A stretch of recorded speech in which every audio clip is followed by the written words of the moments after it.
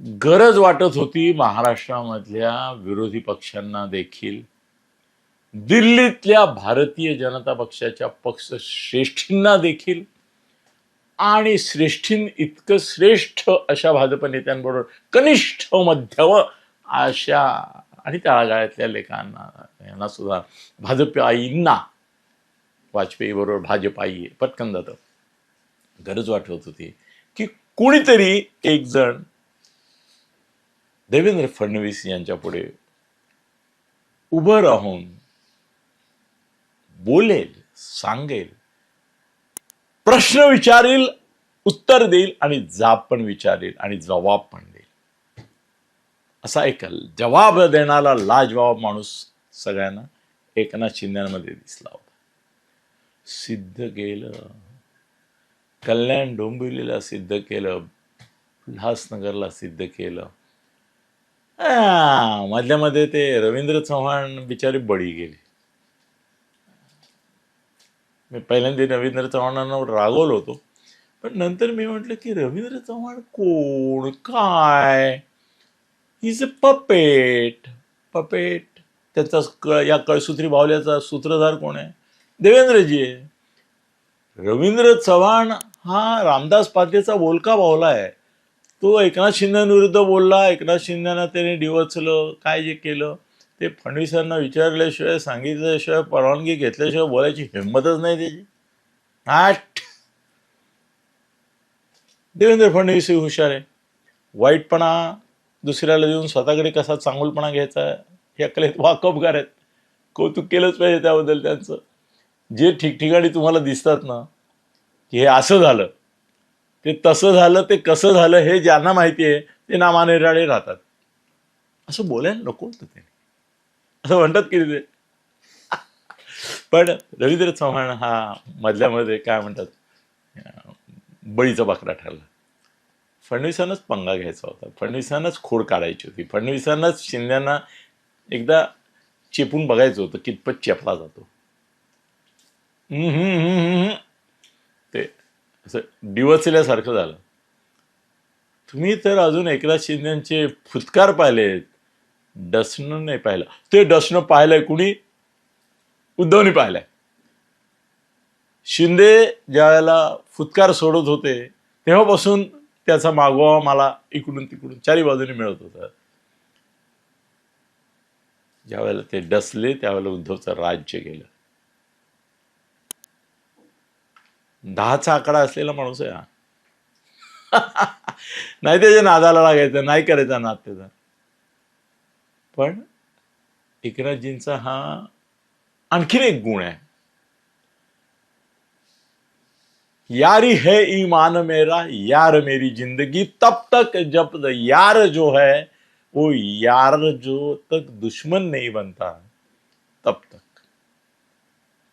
जेव्हा दोस्त दुश्मन होईल तेव्हा दोस्ती विसरून त्याच्याशी दुश्मनी कशी करायची आणि त्याला आसमानी कसा पाठवायचा एकनाथजींकडून शिकावं. ठाण्यात पण त्यांनी केलं. ते त्यांच्या पक्षावर, मी तुम्हाला सांगू, हे विधान आज अतिशयोक्त वाटेल, आज अतिशयोक्त वाटेल, पण लक्षात ठेवा, बाळासाहेबांनी ज्या पद्धतीने शिवसेना बांधली, उभी केली, संघटना निर्माण केली, कार्यकर्ते निर्माण केले, साध्या माणसातून शिवसैनिक आणि शिवसेनेचे नेते निर्माण केले, तो परिसस्पर्श जो बाळासाहेबांकडे होता नेतृत्वाचा, की ज्याच्यामुळे नेते निर्माण झाले, कार्यकर्त्यांचे नेते झाले, तो परिसस्पर्श मित्र आहे म्हणून नाही मित्रांनो. बघा तुम्ही, बाळासाहेबांचा आदर्श ठेवून एकनाथजी पुढे चाललेत. का गावागावामध्ये उभाठाच्या शाखा बंद पडत असताना एकनाथ शिंदेच्या शाखा कार्यरत होत आहेत?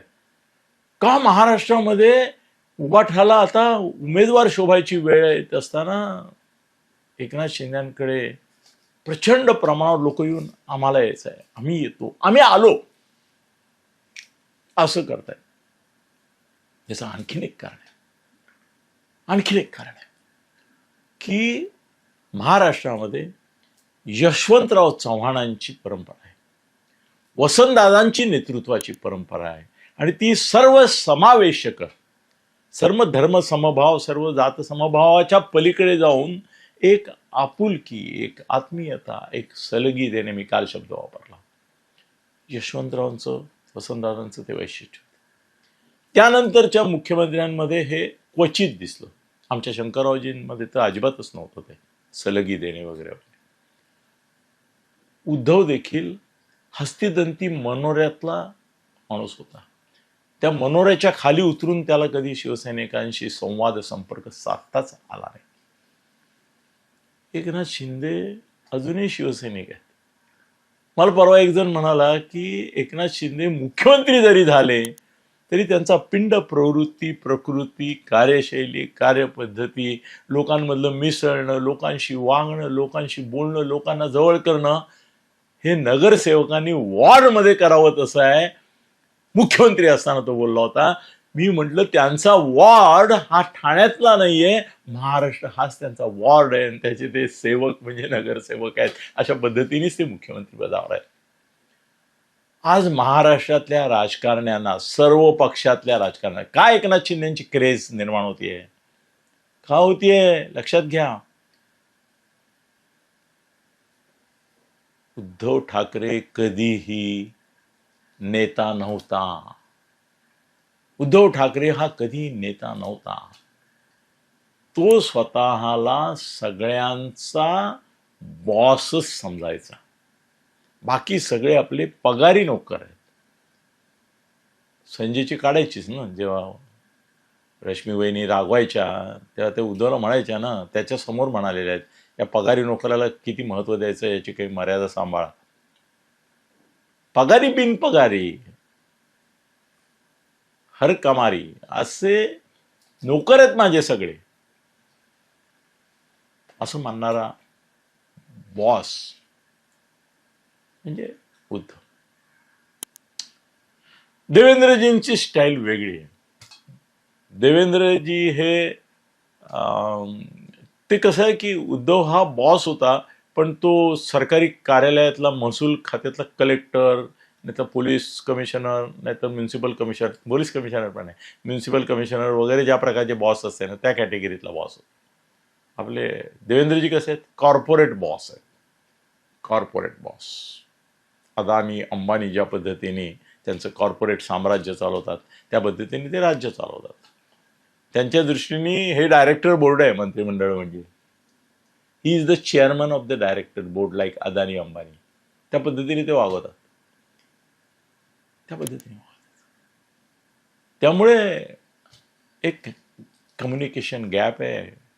उद्धवमध्ये प्रचंडच होती, म्हणजे उद्धवमध्ये 100% कम्युनिकेशन गॅप होती. तशी ती राजमध्ये, पण तो कधी मुख्यमंत्री न झाल्यामुळे किंवा सत्तेवर न गेल्यामुळे ती अजून एक्सपोज नाही झाली. तोही मुख्यमंत्री, उपमुख्यमंत्री, मुख्यमंत्रीच झाला तर त्याला दुसरं चालणारच नाही, उप वगैरे नसतं त्याकडे. मुख्यमंत्री झाला ना तर ही कम्युनिकेशन गॅपच त्याचा घात करणार. आजही तोच घात करतोय, त्याचमुळे घात होतोय. पण तो विषय आजचा नाही. उद्धव, देवेंद्रजींमध्ये त्यांच्या पक्षामध्ये पण गॅप आहे. गमत म्हणजे देवेंद्रजी हे लोकांमध्ये जेवढे काय म्हणतात त्याला लोकप्रिय आहे, तेवढे तुमचे त्यांच्या भाजपमध्ये नाही आहेत. अटळ अपरिहार्य, नेसेसरी एव्हिल म्हणून देवेंद्रजींकडे भाजपचे नेते कार्यकर्ते बघतात की यांच्याशिवाय पर्यायाने सत्ता आपल्याला हवी असेल तर यांच्या लाथा खायला पाहिजेत. लाथा, बाता, हाता, निदान चापट्या, चपाट्या त्या तरी खायलाच पाहिजे. He will treat us as he want and we have to suffer or bear it. That is Devendra. Eknath is a captain. त्या सर्व 11 खेळाडूंना त्यांच्या शैलीत खेळू देणारा, त्याच्यातलं कौशल्य कला जाणून त्याला वाव देणारा हा टीमचा कॅप्टन आहे. मंत्रिमंडळात सुद्धा मंत्र्यांना विचारा, भाजपच्या मंत्र्यांना विचारा, देवेंद्रजींबद्दल काय त्यांच्या एकंदर याच्याबद्दल काय, आमचं काय मंत्रिपद घालवायचं आहे का, असंच प्रश्न विचारणार. अरे कशाला देवेंद्रांबद्दल बोलाय, तुला काही विषय नाही का बाबा दुसरा कुठला, का जीवावर उठला आमच्या, असं विचारतात. देवेंद्रांबद्दल शब्द काढायची कोणाची प्राज्ञा नाही. हिम्मत नाही, कारण लगेच किंमत चुकवायला लागते. हे आतापर्यंत त्यांनी खडसे, तावडे, आपली चिमणी, मुंडे, पंकजा, आता आशिष शेलार काही प्रमाणामध्ये बघितलंय. काय किंमत चुकवायला लागते. कोण हिंमत करणार फडणवीसांविरुद्ध बोलायची? नाही करू शकत. तुम्ही शिंदे साहेबांच्या कुठल्याही मंत्र्याला विचारा, आमदाराला विचारा, खासदाराला विचारा, अरे राजा माणूस आहे, राजा माणूस. सामान्यांमधला असामान्य तरी सामान्य राहिलेला असा तो कॅप्टन आहे आमचा. आम्हाला खेळायला मजबूत. आम्ही सेंचुरी केली त्याला कौतुक आहे, पोटदुखी नाही. अनेक मुख्यमंत्र्यांना आपल्या मंत्र्यांनी सेंचुरी मारली, षटकार मारला तरी पोटामध्ये दुखतं, चौकार मारला तरी दुखतं. त्यांनी टुकूटुकू खेळलं तर ते खुश असतात. म्हणून बघा, टुकूटुकू खेळलं तर साहेब खुश राहतील या विचाराने महाराष्ट्र मंत्रिमंडळातले बरेचसे भाजपा मंत्री हे चौकार षटकार मारू शकत असताना देखील टुकूटुकू टुकूटुकू प्लेट करतात, टुकूटुकू खेळतात. का? जर आपण टुकूटुकू नाही खेळलं तर तो रुकू होईल, त्याला राग येईल. तू चौकार मारला काय, षटकार मारला काय, सेंचुरी करतोस काय, म्हणजे तुझ्या मनात माझ्याबद्दल कॉम्पिटिशन आहे, मला तू स्पर्धक काय. शिंदेकडे तसं नाही. एकनाथ शिंदे सेंचुरी मारे, अरे डबल सेंचुरी मार, चौकार मारला, षटकार मार. हा एकनाथ शिंदे आहेत, हे एकनाथ शिंदे आहेत. सो एव्हरीबडी लव्स हिम. ठाण्यामधल्या छोट्या छोट्या माणसालाही हा माणूस मोठा असून मोठा नाही, माझ्यासारखाच छोट्या माणसांमध्ये रमणारा, त्यांचा सगळा मोठेपणा त्यांच्या छोटेपणात आहे. हे कधी लक्षात नाही आला देवेंद्रांच्याही.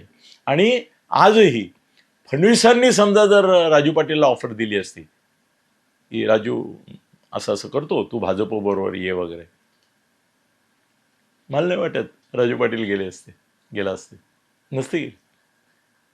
ही तर एकनाथ शिंदेची माया, ही तर एकनाथ शिंदेची कला, ही तर एकनाथ शिंदेची माया, एकनाथ शिंदेची छाया, की त्या छायेमध्ये राजू पाटील त्याच्या मनसेच्या लोकांसकट गेला आणि राज ठाकरे यांच्या तसं विरुद्ध जाऊनच गेला. थोडंसं म्हटलं तर त्यांना भाग पाडलं की म्हणून आता राज ठाकरेंनाच त्या मार्गावर नेण्यासाठी त्यांनी जे काय केलं त्याच्यातून त्याला विचार करावा लागेल. आणि ती साथीचा प्रकार असा झाला की मनसेचे 5 गेले राजूच्या मार्गदर्शनाखाली, दिग्दर्शनाखाली. ऍक्टर आहेत ते. हा डायरेक्टर कोण आहे डोंबिवलीचा, मनसेचा? हाय.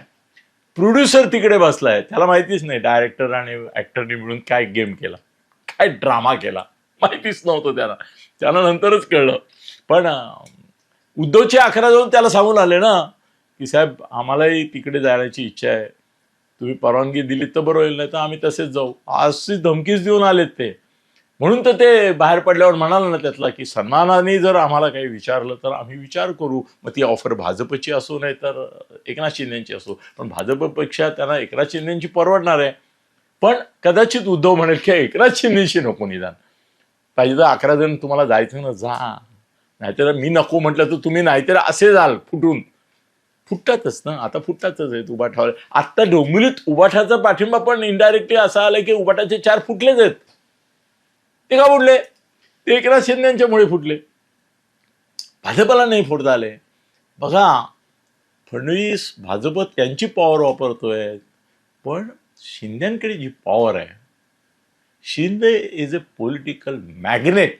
हा लोहचुंबक आहे, त्याच्याकडे माणसं आकर्षित होत आहेत, माणसं आकर्षित होत आहेत. फडणवीस हा लोहचुंबक नाही आहे, फडणवीस हा लोहचुंबक नाही आहे.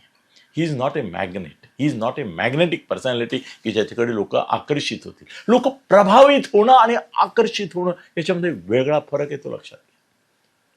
फडणवीसांमध्ये प्रभावित करण्याची ताकद आहे, एकनाथ शिंदेमध्ये आकर्षित करण्याची ताकद आहे.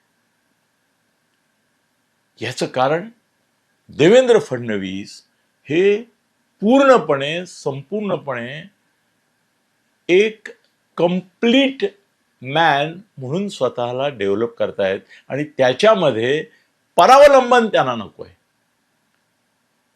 त्यांना नाईलाजाने फक्त दिल्लीमध्ये मोदी शहांचं परावलंबन आहे म्हणून त्यांच्या हातात असतं तर तेही त्यांनी केलं नसतं, घेतलं नसतं. पण ठीक आहे, तो त्यांचा स्वभाव आहे, तो त्यांचा स्वभाव आहे. पण यांचं एकनाथजींचं असं नाही.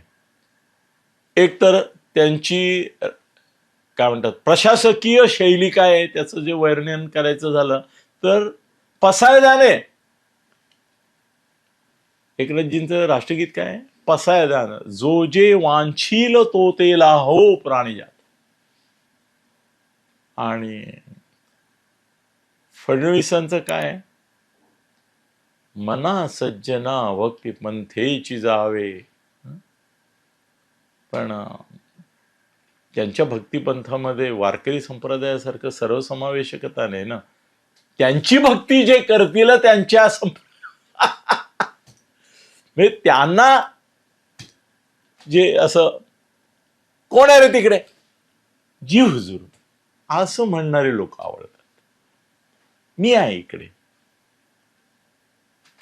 इलाज. पण तरी सुद्धा आहे फडणवीस पण एकनाथजींना ओळखून आहेत, सांभाळून आहेत. एकनाथजींचं त्यांचं भांडण नाहीये, संघर्ष आहे. एकनाथजींचं त्यांचं 100% जमत नाही, पटत नाही, पण जुळवून घेण्याची दोघांमध्ये मानसिकता आहे. मी फार जवळून हे सगळं ऐकतो, पाहतो, मला फिडिंग असतं म्हणून मी हे तुमच्याशी बोलतो. आणि मला असं वाटतं काय कळलं तुम्ही माझे व्हिडिओ पाहिजे, कशाला पाहायचे? काहीतरी वेगळं. आणि नुसतं वेगळं नाही, काही जे दुसरीकडे नाही ऐकायला मिळत ते अनिलजी सांगतात, खरं सांगतात. आणि त्यांच्या याला काय असे आणि ते ज्याच्याशी मैत्री आहे त्याशी मैत्री आहे म्हणून उघड सांगतात मी याची बाजू घेणार, असं पण आग्रहाने सांगतात. नाही मला हा आवडतो म्हणून मी बाजू घेणार. गुणावगुणांची पण नाही मी चर्चा करणार, किंवा गुणावगुणांची चर्चा करूनही मी त्याच्यावर I like him, I love him, I respect. म्हणून मी आपलं खुलं मैदान आहे ना. त्यामुळे मित्रांनो लक्षात ठेवा की भारी पडतायत का एकनाथजी? पडतायत. बोलताना आपल्याला असं म्हणावं लागतं की भाजपला भारी पडतायत असं म्हणावं लागतं, औपचारिकता. मग अनौपचारिकता जर पाळायची म्हणायची तर काय म्हणायला लागेल? एकनाथ शिंदे देवेंद्र फडणवीसांना भारी पडतायत. हे गेल्या 8 दिवसात त्यांनी दाखवून दिलं आणि पुढल्या 8 दिवसात ते आणखीन दाखवून देतील असा माझा अंदाज आहे. पण मग ह्या भारी पडण्यातून लय भारी अशी काही लढाई होणार आहे का? तर नाही. विवेकी आहेत देवेंद्रजी आणि संयमी आहेत एकनाथजी. त्यामुळे जय वीरू की ये जोड़ी बनी रहेगी, चिंता मत करो, चिंता मत करो. जय वीरू की ये जोड़ी बनी रहेगी. चिंता इस बात की है कि इसमें जय किसको कहेंगे और वीरू किसको कहेंगे. धन्यवाद.